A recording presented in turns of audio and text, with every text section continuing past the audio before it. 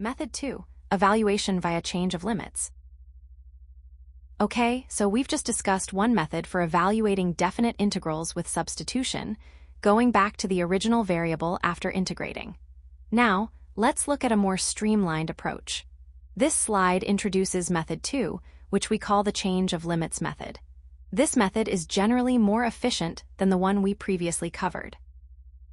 The key difference is that, instead of substituting back to the original variable, which can sometimes be a bit tedious, we directly transform the limits of integration themselves to correspond to our new variable. Think about it this way. When we make a substitution, say from x to t, we're essentially changing our perspective. The original limits, which were defined in terms of x, no longer make sense in terms of t, so we need to find out what the new limits should be in terms of t.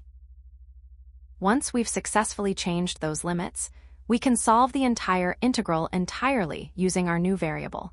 T. This means we integrate with respect to t, using the new limits of integration that we calculated. And here's the best part.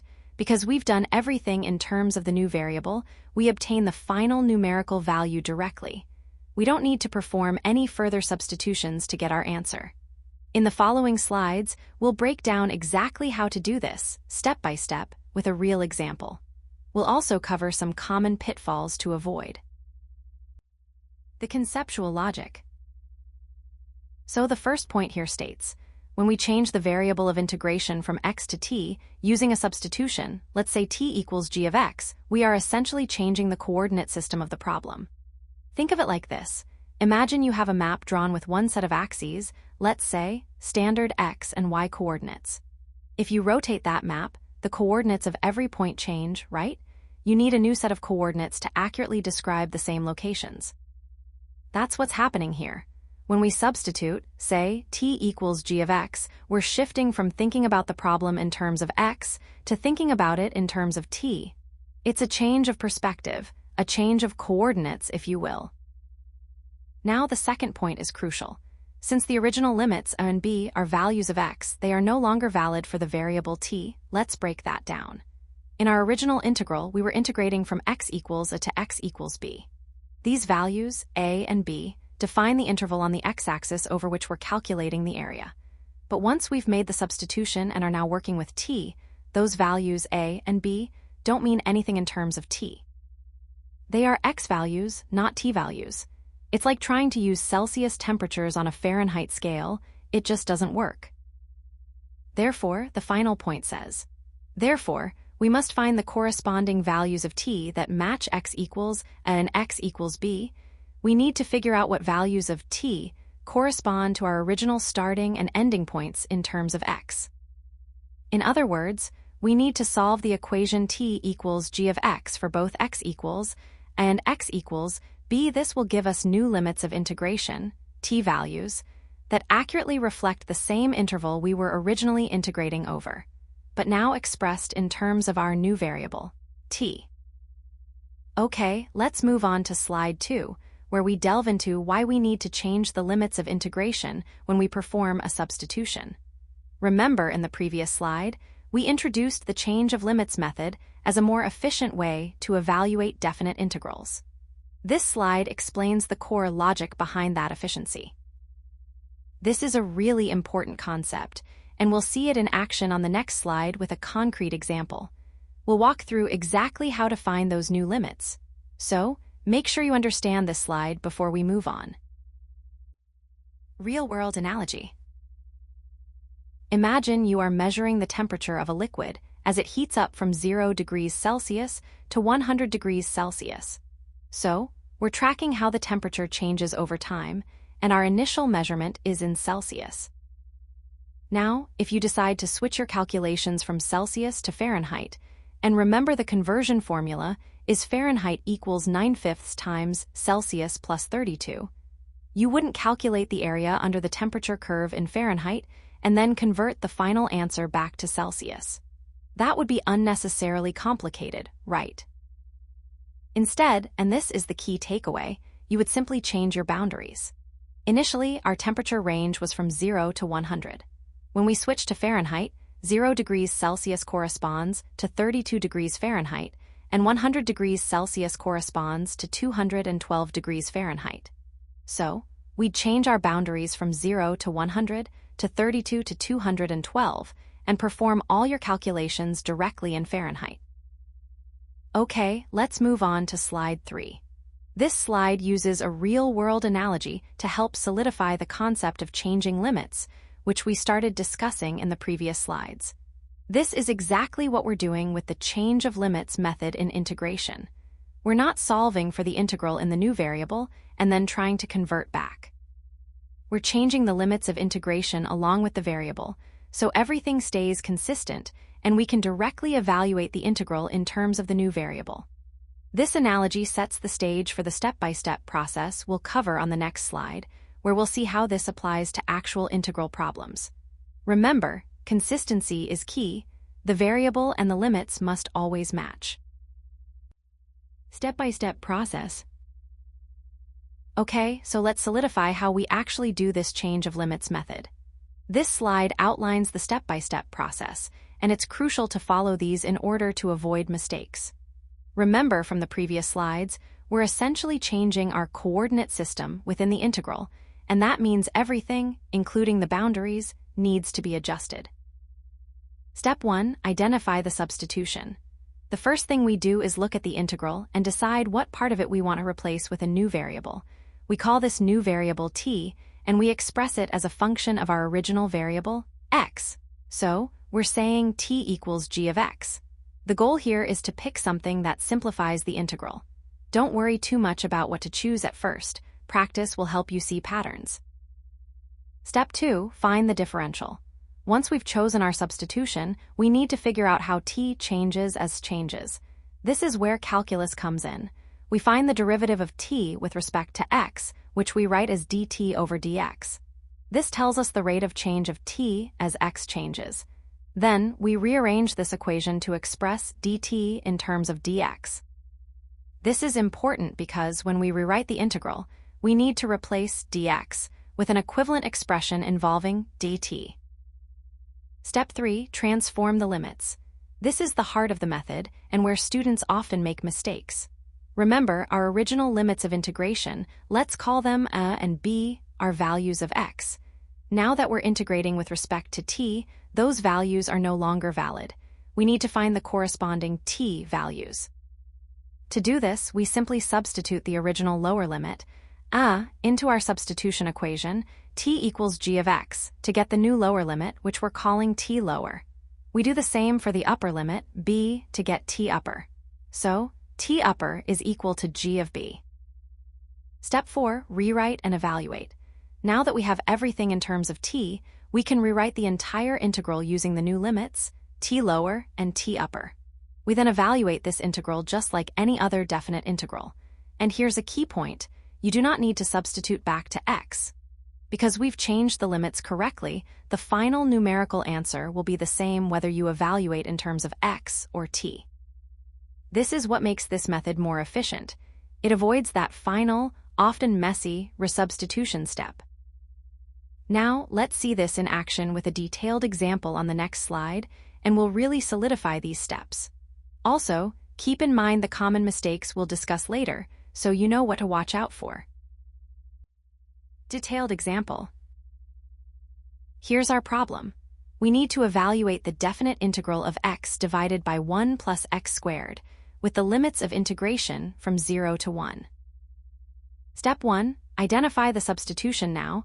The key to choosing a good substitution is to look for a function within the integrand whose derivative is also present, perhaps with a constant multiple.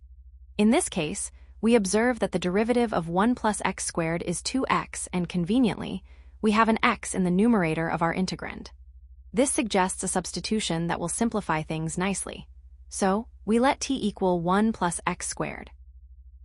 Step 2, find the differential next. We need to find the differential, which relates dt to dx. We differentiate t with respect to x, giving us dt by dx equals 2x. To express this in terms of dx, we solve for dx, which gives us dx equals dt divided by 2x. Now, a slightly clever rearrangement is helpful here. We can rewrite this as x dx equals 1/2 dt. This form will be particularly useful when we substitute back into the integral. Step 3. Transform the limits. This is a crucial step and where students often make mistakes. Remember, we're changing our coordinate system. Our original limits 0 and 1 are x values. We need to find the corresponding t values. We use our substitution, t equals 1 plus x squared. For the lower limit, when x equals 0, t equals 1 plus 0 squared, which simplifies to 1. So our new lower limit is t equals 1. For the upper limit, when x equals 1, t equals 1 plus 1 squared, which simplifies to 2. Therefore, our new upper limit is t equals 2.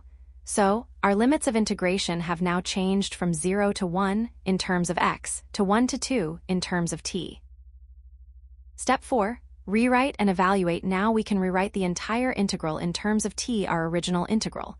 The integral from 0 to 1 of x divided by 1 plus x squared dx becomes the integral from 1 to 2 of 1 over t, multiplied by 1/2 dt.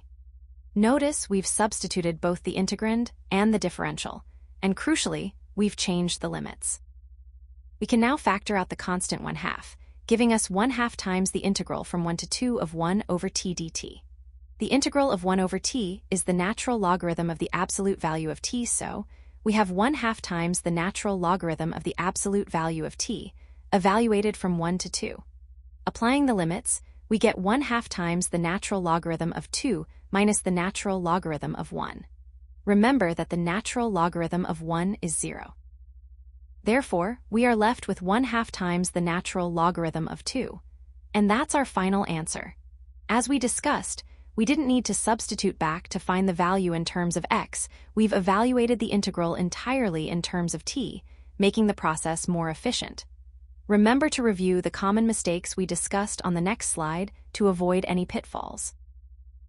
Okay, let's work through a detailed example to solidify our understanding of the change of limits method.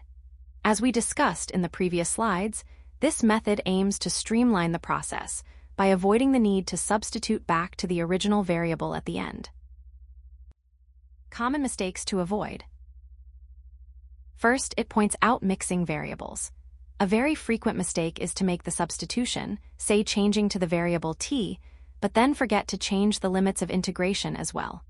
Remember, we established earlier that when we switch variables, we're essentially looking at the problem from a different coordinate system. So, if your original limits were a and b, those are x values. Once you've switched to t, those values are no longer relevant. You must find the corresponding t values that match a and b before you evaluate the integral. If you don't, you're mixing apples and oranges and your answer will be wrong. Next, we have forgetting the differential. A lot of students will correctly identify a substitution and then just replace dx with dt without actually figuring out what dt is in terms of dx. Remember back to our earlier steps? We need to find the derivative of t with respect to x, which gives us dt over dx. From that, we can solve for dt and express it in terms of dx. This is crucial because it's the factor that connects the two different integration variables. Don't skip that step. Finally, let's talk about incorrect limit order. Always keep the lower limit at the bottom of the integral and the upper limit at the top. This is fundamental to how definite integrals work. Now, sometimes, when you transform the limits, the value you calculate for the lower limit might end up being larger than the value for the upper limit. It's tempting to just swap them around, but don't. Leave them as they are. The integral will automatically handle the correct sign, and swapping them manually can lead to a sign error and an incorrect result. Okay, let's move on to slide 6. This slide highlights some common pitfalls students encounter when using the change of limits method, things we really want to avoid to ensure we get the correct answer. So, keep these 3 points in mind as you practice, and you'll be well on your way to mastering this method. On the next slide, we'll summarize the key takeaways and reinforce the overall process.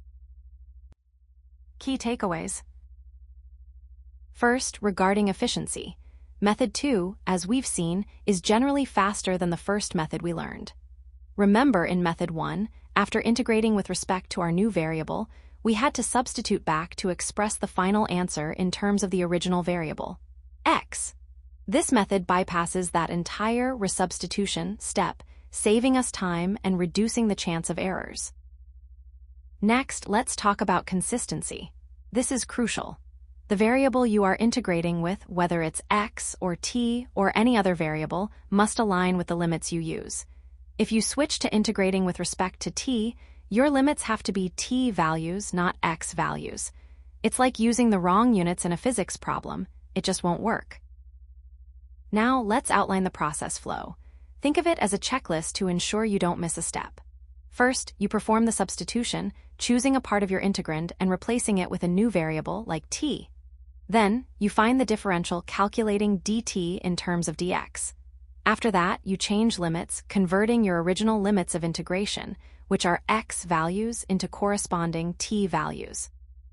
And finally, you perform the final evaluation, integrating with respect to t, using the new limits to get your answer. And finally, a very important point, the final result. Regardless of which method you use, method 1 or method 2, the numerical value you obtain for the definite integral will always be the same. They are simply different paths to arrive at the same correct answer. This confirms that we're correctly manipulating the integral and not introducing errors along the way. Okay, let's wrap up our discussion on the change of limits method with these key takeaways. So, to recap, method 2 offers efficiency, but demands consistency. Remember the process flow and rest assured that both methods will lead you to the correct solution. Are there any questions about these key takeaways before we move on?